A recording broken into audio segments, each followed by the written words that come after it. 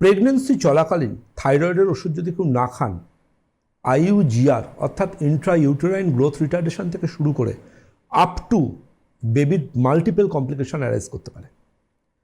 সুতরাং থাইরয়েডের ওষুধ প্রেগনেন্সিতে ভুলেও বন্ধ করবেন না। সুগারের পেশেন্ট বলুন বা থাইরয়েডের পেশেন্ট বলুন, ডাক্তারবাবু আপনার কাছে আসবো বলে ওষুধটা বন্ধ রেখেছি, এটা হাত জোর করে বলবো আমি যে ডাক্তারবাবুর কাছে আসছেন মানে ওষুধটা কিন্তু বন্ধ করবেন না। যে ব্যাচে যে ওষুধ খাচ্ছেন সেটা কন্টিনিউ চলাকালীন আমার কাছে আসুন। থাইরয়েডের ওষুধ যদি কেউ দুম করে বন্ধ করেন, তার জীবনহানিরও আশঙ্কা থাকতে পারে। থাইরয়েড স্ট্রম বলে, জীবনহানিরও সম্ভাবনা থাকতে পারে। থাইরয়েডের ওষুধ যদি কেউ দুম করে বন্ধ করে দেন উইদাউট এনি মেডিকেল বা ডাক্তারবাবুর পরামর্শ ছাড়া।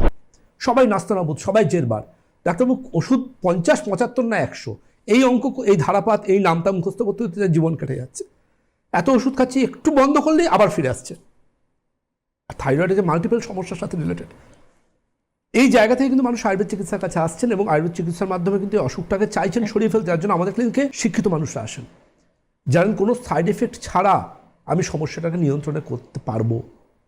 কারণ আমরা ট্র্যাডিশনাল আয়ুর্বেদিস্ট বংশ পরম্পরায়, আর তার সাথে কিন্তু আমরা ইউনিভার্সিটিতে আয়ুর্বেদ মেডিকেল সায়েন্সতে হায়ার স্টাডি করে এবং প্রচুর ইন্টারন্যাশনাল জার্নাল এবং অনেক সেমিনার অ্যাটেন্ড করে দুটো কথা বলছি।